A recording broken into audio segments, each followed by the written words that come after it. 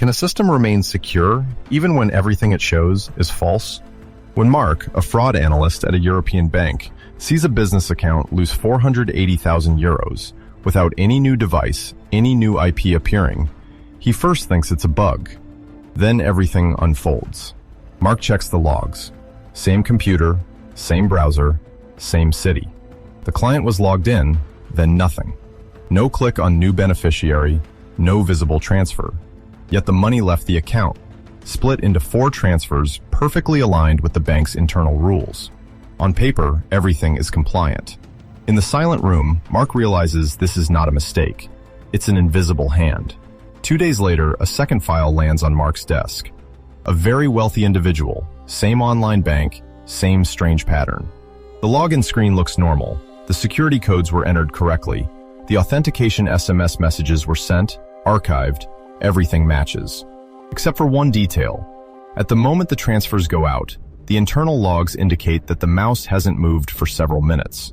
According to reports urgently shared with an external provider, this same signature appears elsewhere in Europe, and an initial document is already circulating talking about an operation called High Roller, active since at least 2011. The pattern repeats. Mark lines the files up on his desk. He forces himself to stay calm. At first, he tells himself a simple story. Careless customers, reused passwords, a trapped email, an infected phone. Fraudsters who log in like any other hacker, entering an accomplice's details and confirming transfers by taking advantage of a moment of inattention. This hypothesis reassures Mark. It fits with years of internal training, with all the bulletins he's received on Zeus, SpyEye, those Trojans that stole credentials in bulk. The legal procedures are ready for that, and the compensation forms too. They just need to improve awareness campaigns, add one more security step, strengthen passwords. Then he stumbles on a log screen that ruins everything. A 90,000 euro transfer created, validated, and signed while the client, filmed by his company's camera, was in a meeting, far from his workstation. Time freezes for a moment. The next version is more technical, heavier. Mark imagines a remote attacker sitting behind their keyboard, taking control of the session through a hidden remote access tool. The malware waits for the customer to log in. Then a real human, somewhere, clicks in their place.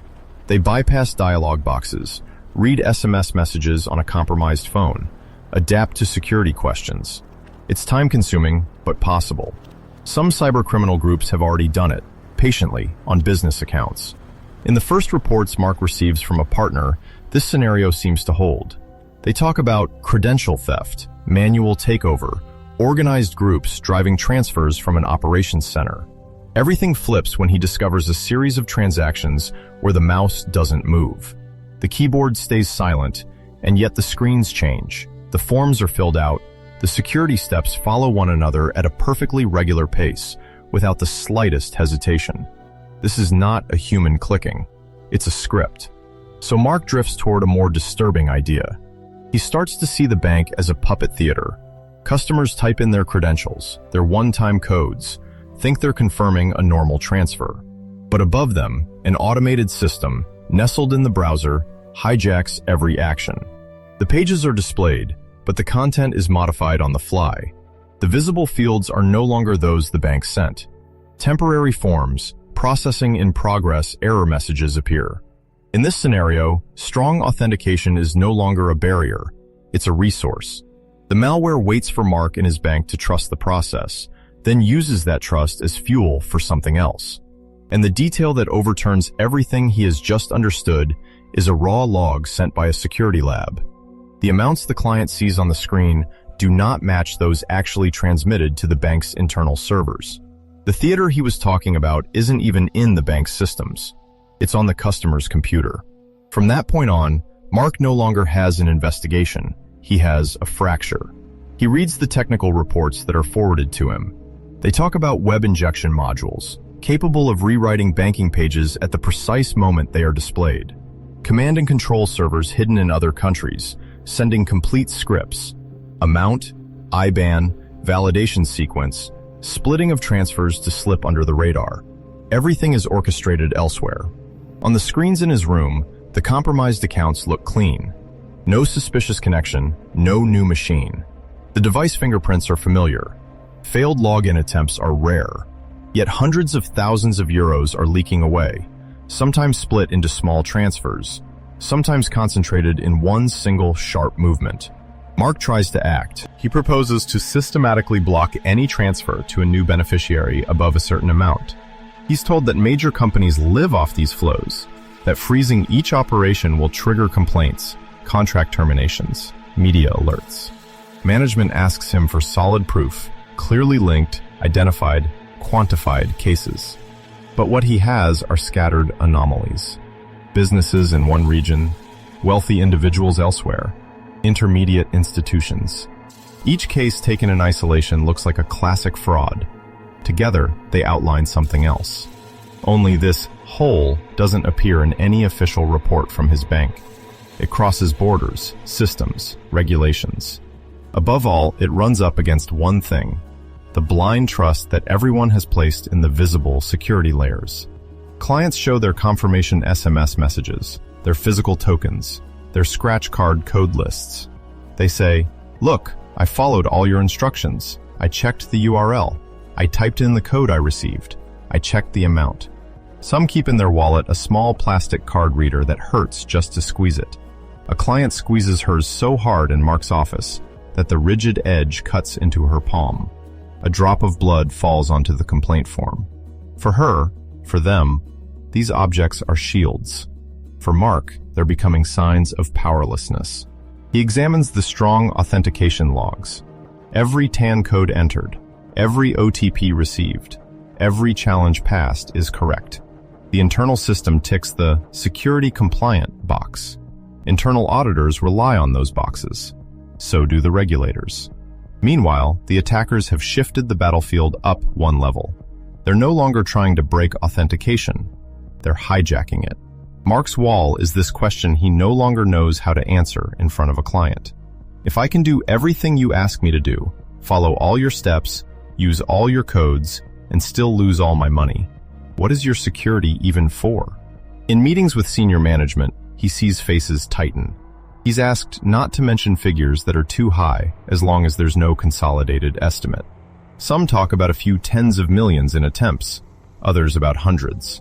An external report even mentions a range going up to several billions possible if all the limits had been hit. Nobody wants to say that number in an internal memo. Mark finds himself stuck between screenshots of web injections that change IBANs on the fly and procedures that consider that anything properly authenticated is by definition legitimate. He tries to obtain more detailed logs, finer network traces.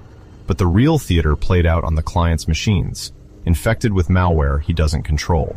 The botnets that drove these scripts have been partly dismantled, moved, reinvented.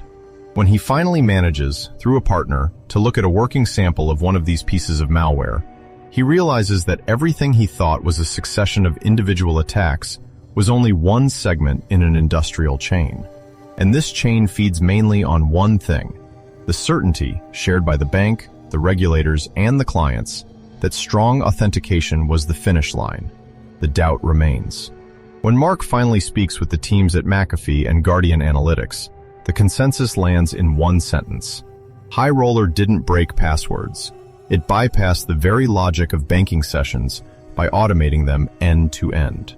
One researcher qualifies it a bit.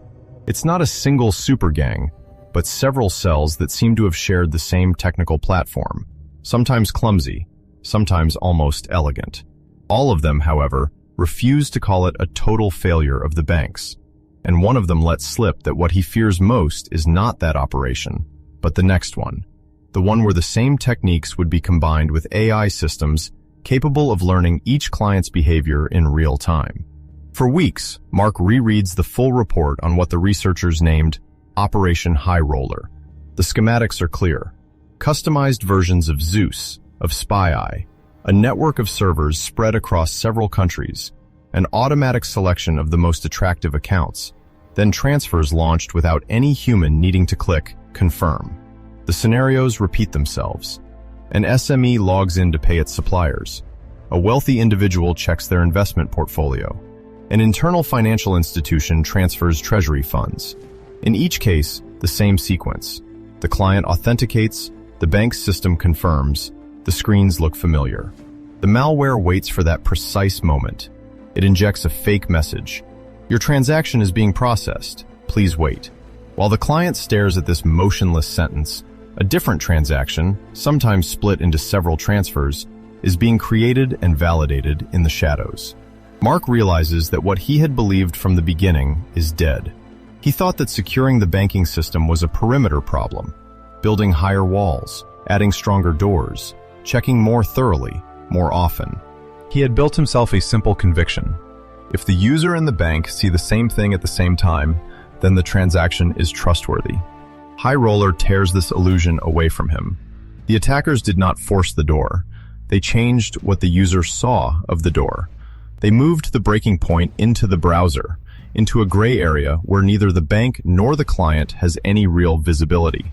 Everything that happens between entering an SMS code and the displayed confirmation can be rewritten, flipped, duplicated, and the internal systems see only well-formed commands, validated with perfectly legitimate credentials. What he discovers instead is narrower, darker. There is no ultimate rampart.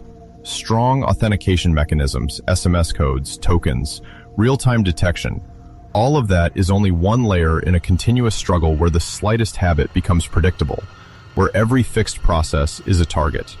The figures he reads in the report, attempts that could range from tens of millions to amounts close to $2 billion, are not an exception. They are proof that a threshold has been crossed. In the last meeting on the subject, an executive asks him whether he thinks Operation High Roller is over. Mark replies that the platform may have changed its name, that some C2 servers are shut down, that some malware variants have been dismantled. But he knows that the ideas, they, are still circulating. The automation scripts, the selection of high-value accounts, the intelligent splitting, all of that has already been reused elsewhere, under other banners.